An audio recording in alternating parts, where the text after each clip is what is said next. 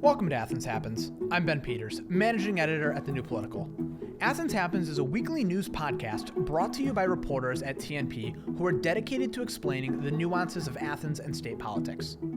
You can find new episodes every Friday at thenewpolitical.com, iTunes, Spotify, Stitcher, YouTube, SoundCloud, or wherever else podcasts can be downloaded. This week, why recently re-elected City Councilmember Peter Kotses' bid for county treasurer heightened tensions within the local Democratic Party, and the significance of the years-long controversy surrounding the Perry and Sandy Sook Academic Center, an academic space constructed solely for student-athlete use. Staff writer Emily Crebs on Peter Kotses' campaign for county treasurer and why the local Democratic Party is frustrated with his decision to run. How are you, Ms. Krebs? I'm fantastic. How are you, Mr. Peters? I'm good. Thank you so much. So, can you just start by telling us, who is Peter Kotses and why is it significant that this man is running for county treasurer? So, Peter Kotses is a Democrat at-large city council member. He's currently serving his third term, and he's also known as the owner of Athens Bicycle, and he is very active in that bicycling community. Okay. And he was just reelected to the city council this past November, correct? That's correct. Interesting. So why then is he decided to run for a different office in the local government if he was just elected to the council? So when I spoke to Kotses, he was kind of expressing that he wanted to change. He indicated he might be selling his business and that city council isn't necessarily the best fit for him because he enjoys more the oversight of being in government rather than the legislation making part. And he's actually been interested in the county treasurer position before. So in 2018, Kotses expressed to the Democratic Party that he was interested in being the county treasurer because there was a Democrat that was in office for county treasurer, Bill Bias, and he resigned in the middle of his term. And Kotses ran against Rick Wasserman, and the two ended up in a tie within the Democratic Party because the Democratic Party was able to pick who was going to fill out that term. And the tie ended in a card draw, and Kotses lost. What do you mean by a card draw? So a lot of times when there are ties in like local elections, they will do a coin toss or something like that. It's happened in Athens before for other positions like county commissioner. Mm-hmm. And so since this was within the Democratic Central Committee, they literally took a deck of cards, spread them out on a table, and let the two candidates pick a card, and whoever had the highest card won. And so Rick Wasserman has in his office a king of spades framed sitting on. The incumbent county treasurer. Yes, because he won the card draw, and that is why Rick Wasserman is currently serving as county treasurer. So what is the local party's reaction to a member of the Democratic Party trying to primary another member? I mean, it's not very common in the city of Athens for members of the Democratic Party to try to oust their own incumbent. That's correct. When I spoke to Wasserman, he said the exact same thing and said that normally if it's the person that's the incumbent is doing a poor job, then maybe the party would want to oust them. Mm-hmm. And so I spoke to John Hasley, he is the chair of the Athens Democratic Central Committee. Mm-hmm. And he said he tried to deter Kotses actually from running. He said, and I'm quoting him here, as party chair, I personally don't like situations where someone challenges an incumbent office holder who is working hard and doing a good job. So this is a really peculiar turn of events, and the party itself is not necessarily supporting it. What does Kotses have to say to that the party is not happy with his decision to challenge another member? So I didn't actually get to speak to Kotses about that, but I know they posted an article on the same topic. Mm-hmm. It was by George Shilcock, and Kotses said something along the lines of holding Wasserman accountable. So it's just political tension there. Mm-hmm. So if he does end up winning this primary, which is March 17th, correct? Correct. against Wasserman for county treasurer. What happens to his city council seat? Does it just go vacant then? So the party again would be able to fill that, like the remaining term with someone that they choose. However, county treasurer is a really interesting position because a lot of elected positions, you take office in January of that coming year, so that'd be January 2021. However, county treasurer, due to the way taxes work and how county treasurers themselves are accountable for that, and also there's a lot of training that goes into being county treasurer, they do not take office until September the following year. So in this case, it'd be September 2021. So even though Kotses could potentially win this election, he would still serve out his city council position until September, when he would be scheduled to take that office. So he would serve out the majority of his term. And so if he does win, what would his job as treasurer be? So county treasurer is kind of like being the bank of the county. So they're really responsible for taxes. It's a huge thing because they have to make sure that all the taxes are collected so you can have levies and things like that. When I spoke to Wasserman, he was talking about land bank, which is a relatively new kind of government organization that when a property is tax delinquent, which means it hasn't been paying taxes, it's probably vacant because maybe someone moved out or someone's passed away. Like those properties can get really dilapidated, and it's losing the county money. And so the county treasurer works with like local government, and they try and revitalize the property and foreclose it and are able to make money off of it again. So that's another huge part of being county treasurer, and Kotses did express interest in that specific part of it as well. Interesting. Was there anything else you'd like to add, Emily? I don't think so. Well, okay. I would like to say I've spoken to people, and when they're talking about local politics, don't find it that interesting in Athens. Mm-hmm. And I think that it is interesting. This is a very interesting story and unique circumstances, and it's happening right here around. Yeah, it's happening next month, practically. Yeah. So, we'll see what happens. Thank you so much, Emily. We really appreciate your time. Thank you. Up next, Delaney Murray on the controversies surrounding the Perry and Sandy Souq Academic Center. Hey Athens Happens listeners, Sarah Donaldson here. I'm the digital managing editor at The New Political. I just wanted to jump on and say that TNP has truly shaped my college experience. When I joined as a staff reporter a year and a half ago, I never would have imagined myself gaining so much professional experience or meeting so many close friends.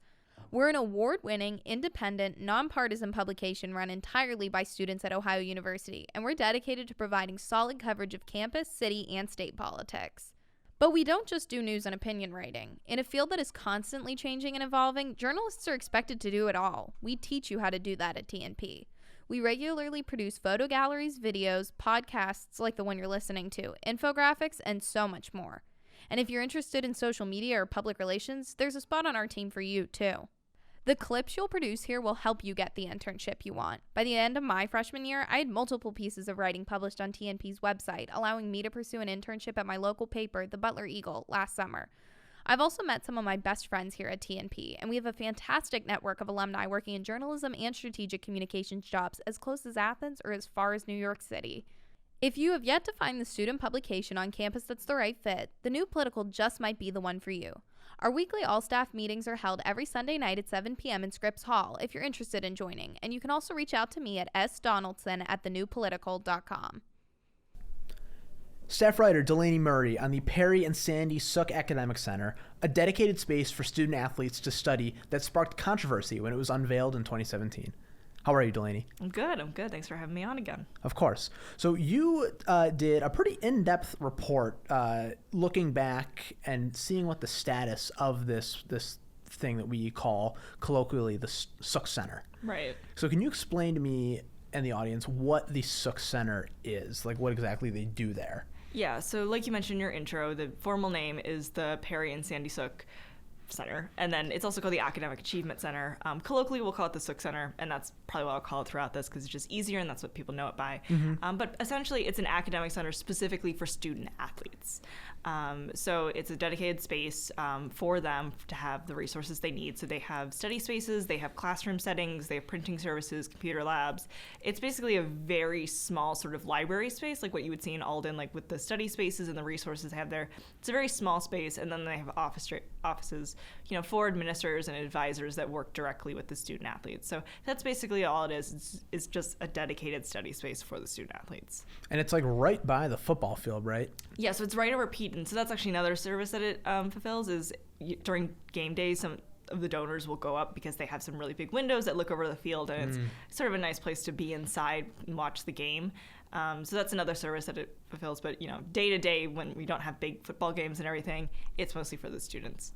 So why do student athletes have their own kind of little facility to do schoolwork? Like why can't they just use Alden? That's a good question. So one of the major reasons is that a lot of the sports teams do require students to have a certain GPA or certain grade levels. I think that can kind of depend. And, any sort of organization is going to have requirements for what student athletes have to do. And another reason is just, and this is totally not meant to be disparaging in any way, but a lot of student athletes, or some student athletes, I should say, come to college to play their sport, and they're not necessarily thinking about getting a degree. Again, it's totally not a bad thing. It's just, they go into college to play a sport, and then they get a degree while they're here. So they might need a little extra academic help because that's not entirely what they're focused on. Fair enough. So those can definitely be some core reasons. And so they have, a space where they can go and get the specific help they need. And also they have people that are aware of their situation. They have long practices. They travel to games or to meets on weekends or maybe during the week, weekdays and everything. And, that can be challenging when you're a student. I know a lot of us can barely handle course loads, if they have jobs, if they have other extracurriculars that aren't sports, if they're trying to have a personal life, if they're trying to, sleep at night, that can all be challenging. And it can help, to go to a space where everyone kind of knows what they're going through. And so I think that's a lot of the reason why they want to have a separate space. Now, you could argue that, when you go into the Sook Center, it's a lot of study rooms, it's all computers, it's printing services. We do have all of that in Alden Library. So you can argue, well, why can't we just get, specialized tutors that can work with student athletes? That was one of the arguments that I heard when I was researching the story. But I think you can see it on both sides, where there's certainly unique challenges that student athletes face, but there's some people that question if they need their own space to do it. But I don't think there's any question that they kind of have unique things facing them while they're at college. And so is that at the heart of the controversy surrounding the Sook Center as to why it exists? So there are a few things. That's one of them for sure. Another one is just that the Sook Center cost a lot of money. And so that was one of the big issues, right, when it was being built. The Sook Center cost around $7 million to build. Now, a lot of that money, I think around $5 million of it, was from private donors. So Perry and Sandy Sook donated over $2 million to this project. And who are they?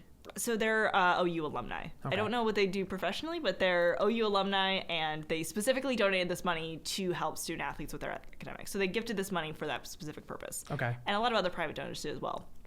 Now, there was money that did come out of the university budget, the general university budget. I believe it was around $100,000, which is still a lot of money, but the university spends money on a lot of things.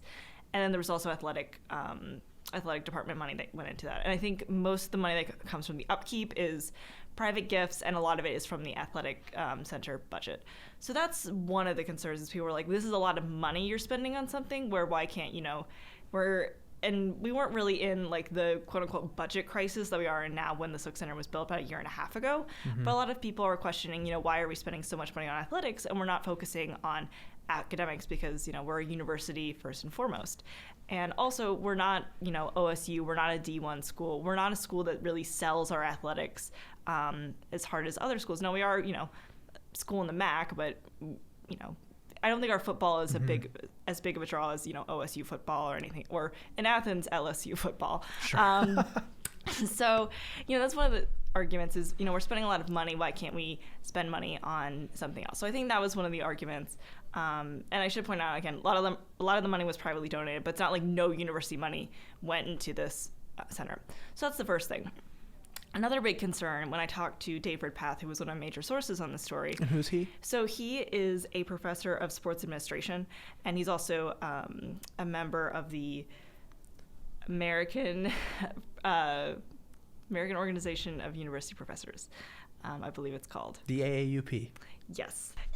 So basically, they were the same people that had the protest about the budget a few weeks ago. Yeah. So they look out for the, the well-being of faculty in the university as a whole. So he's a major member of that organization, and he also wrote a white paper basically listing some of these concerns a few years ago. And the main thing stems from the fact that the Sook Center is run through the athletic department. It's not run through an academic department. Now that matters because it is helping students with their academics specifically, right? And so the concern is, these advisors, these tutors that are helping student athletes, if they report directly to a coach or to people in the athletic department who have interest in, keeping students on sports teams and keeping them eligible to play, maybe that becomes the focus instead of genuinely giving students, a good education or to focus on their education. So that becomes the concern. And so there's a lot of argument, especially from Dave Ridpath, that we should move, basically who's in charge. The students aren't going to be affected if we move who's in charge, but moving who's in charge to an academic department. And a lot of other universities do that. Like I mentioned, OSU is a primary example, mainly because they're known for their sports and they're in the same state as us, obviously. And also we get confused with them. But, their resources for student athletes are under the same umbrella as our academic departments. It's not under the athletic department. So that's one of the big concerns, is just who's in charge. And then one of the final things is, I mentioned earlier, students having, a community of other student athletes that know what they're going through. There are arguments of, well, is that a good thing that they're in the same community, or are they not having enough chance to interact with other people, in the university community? And I could see it both ways, right? Like I think a lot of people, make friends in the extracurriculars they do in college, make friends in the same major, have a lot of people from the same group. But I also think, I know a lot of people that I met through seminars or through, random events I went through. So, I think it can be argued whether or not that's a separation or a unique community they have. But I think those are some of the major concerns, as it comes down to money, who's in charge, and then the community. But, I don't know if there are a lot of solutions right now. I think they've really pushed for a long time to move the center and who's in charge. The AAUP? Yes. Okay. And like I mentioned, a lot of the money that's going into Upcape comes out of the athletic department budget, so it's not as much of a concern now as to kind of where the money's coming from the university. Mm-hmm. But I think people are always concerned about, how we're spending money on athletics, especially now with sort of the concerns about money in general. Mm-hmm. So I think those are sort of the major concerns. But I did find it interesting because this was, such a huge story when it came out, and I haven't heard anyone talk about it since then.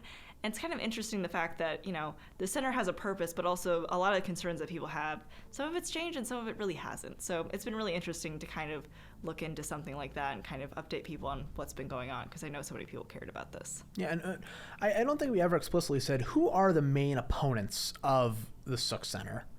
So the people that are against it, yeah, who have some sort of gripes with any of the 4 different things you listed out. Yeah, so I think the AAUP is a major one. Mm-hmm. Because, like I said, I think they're concerned for the well-being of their students in addition to faculty. So I think they're concerned that, student athletes that they have in classes, or just a general part of our student body, maybe they're getting a different focus on the education they're getting than another student might be, because, if their focus is eligibility, that's a very different focus than, trying to succeed in your academics and trying to get a degree. It just is. Mm-hmm. So I think that's one of their major concerns. And aside from that, I know a lot of people are just generally concerned about the way they're spending money. I mean, obviously the AAUP, they protested the Board of Trustees meeting because they were concerned about, faculty cuts and everything. And when they're spending a lot of money on athletics still, that can be a big concern. So I think that's been one of the most vocal groups, but also just, you see and hear things floating around campus. I think a lot of students were opposed to this when it was being built or didn't understand why it was being built. And I know I was one of those students, and that's part of why I wanted to pursue this story. But I feel like in actual voices speaking up, I think a lot of faculty are opposed to it. And then students, it kind of just depends on who you grab on the street, right? Mm-hmm. Who's going to be opposed to it. But I know a lot of people were concerned or confused at the very least. So I think it depends who you talk to. But there are definitely some very loud voices kind of in the opposition to the center. Mm-hmm. Awesome. Well, was there anything else you'd like to add, Delaney?